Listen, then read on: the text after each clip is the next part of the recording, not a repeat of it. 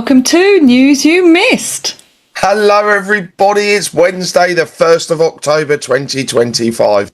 We're here, it's my first story. We're just going to jump straight into it because the US Senate has failed to pass the stopgap spending bill just hours before the midnight deadline because it needs to avoid a government shutdown. It just seems like every year we get to this point. Is it just all part of the pantomime? Republicans who hold the majority needed Democratic support under Senate rules. Democrats rejected the proposal, of course they did, offering their own plan to extend healthcare subsidies and block cuts to Medicaid. Both sides are blaming each other for the stalemate, while President Trump has warned of deep cuts to government services and mass federal layoffs if no agreement is reached before midnight. Oh, Drew, it is almost like they're just messing with each other at this point. It really is. And what's interesting is I think there's more government shutdowns to come worldwide. And as Charlie said, well, this is just the beginning now, isn't it? Yeah. We're seeing all sorts of weird stuff going on out there. My first story of the day is Elon Musk says he's cancelled his Netflix subscription, accusing the platform of pushing transgender ideology on kids.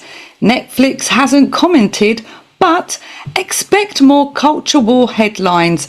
Only Elon could cancel a $12 subscription and turn it into global news. Well, Drew, my next one. The United States has placed South Africa on its human trafficking watch list, accusing Pretoria of failing to show progress in tackling the crime. The State Department's annual report highlights weak coordination among agencies, delays in victim support, and fewer investigations compared with last year. While it noted some gains, including new task forces and convictions, officials say South Africa still falls short. Brazil was also added to the list, with Washington warning that both countries must step up efforts to fight forced labour and exploitation. Next up, Trump says it would be an insult if he doesn't win the Nobel Peace Prize should his Middle East peace plan succeed. Well, Drew, my biggest story of the day.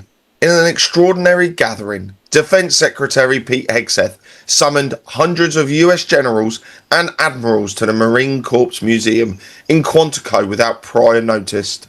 He used the meeting to denounce toxic leaders, launch sweeping reforms on fitness, grooming and combat standards, and lambast diversity and inclusion efforts as part of a woke military culture. He also backed his proposed rebranding of the Pentagon as the Department of War. President Trump, speaking to the assembled officers, declared they were reawakening the warrior spirit. Drew, this is good news because you're not going to respect a military if they all look like they couldn't fight their way out of a paper bag, could you? My next story is the United Nations is sounding the alarm after Afghanistan's internet was cut nationwide, calling it extremely serious for human rights. Aid groups warn that shutting down connectivity cripples banking, hospitals and emergency services. In 2025, pulling the plug on the internet is like cutting oxygen, only less popular. Drew, that's affected everything down to TV. And Afghanistan's officials have turned around and said this is just to stop immorality, which, I don't know, I'm in two minds of this. Because sorry, Drew, after you. No, I was going to say, well, it might be just a test because it's going to happen worldwide, guys. So we've got to prepare. I've got my Starlink on the roof. Brilliant. I'm sitting here though thinking, do you know what? I wouldn't mind the internet going down and just switching off from all this connectivity just for a little while. Well, my next story. In Switzerland, a man is choosing jail over paying a fine for what courts ruled a transphobic Facebook post. Emmanuel Bruni-Schultz was convicted under anti-discrimination laws after writing in 2022 that biological sex is determined by skeletons and dismissing LGBTQ identity as a mental illness. He was fined 500 Swiss francs, but refused to pay, opting instead for a 10-day prison term starting December the 2nd. The case has sparked fierce debate online and even drew a reaction from Elon Musk, who posted simply, ! Next up, Denmark has banned all civilian drones ahead of a major EU summit after mysterious UAV sightings near airports and military bases. The US is even sending anti-drone systems to Copenhagen. Leaders will meet under the shadow of heightened security, with technology firmly on the agenda. Bad news if you're a kid with a Christmas drone, suddenly your toy is NATO's problem.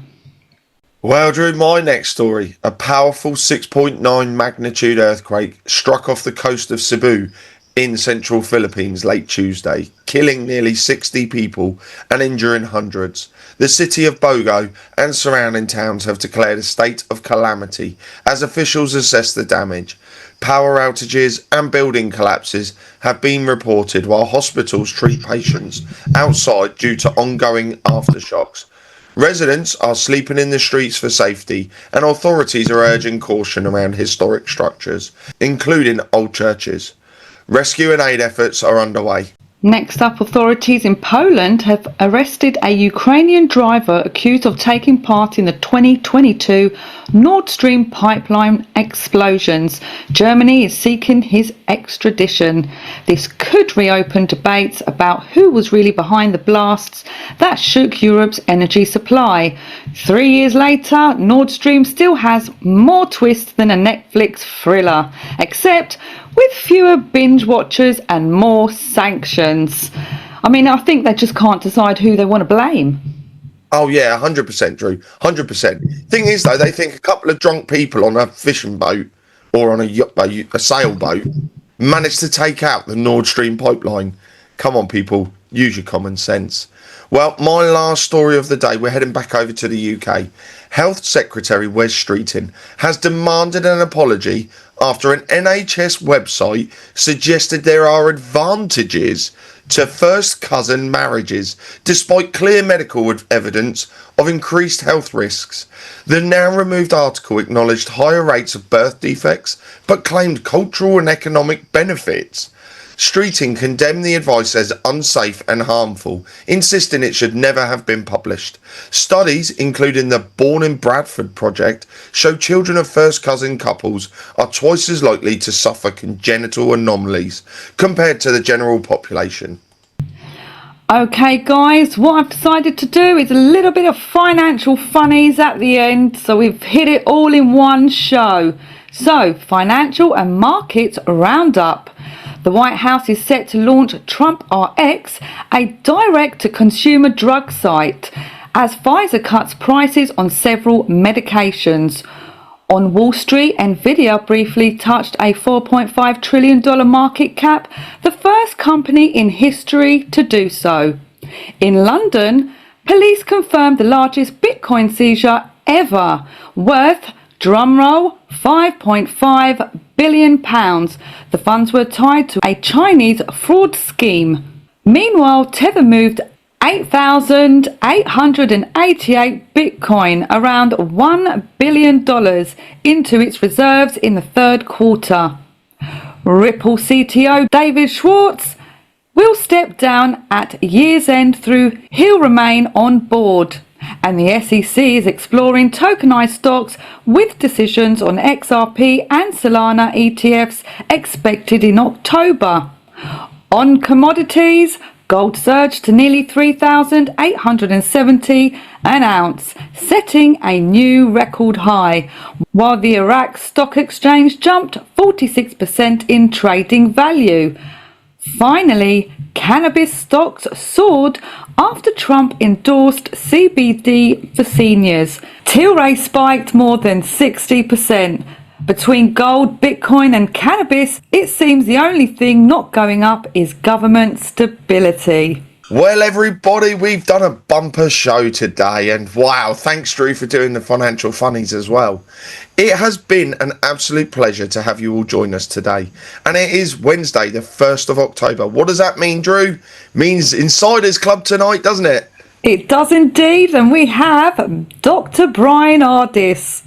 Oh, fantastic. Because Dr. Ardis, wow, what he doesn't know about what's going on out there medically is just brilliant. And I think they've got a big event coming up as well. So if all of you want to join us, head over to charlieward.com, sign up for the Insiders Club, join us live every Wednesday and Saturday. You get to ask live questions to doctors and a whole host of other guests and find out what's really going on, because Secretary of Defence Hegseth bringing all generals and admirals into one place? Seems a bit fishy there, and we're going to talk about that tonight. So all that's left for me to say is to take care, God bless, and see you all soon. Bye bye.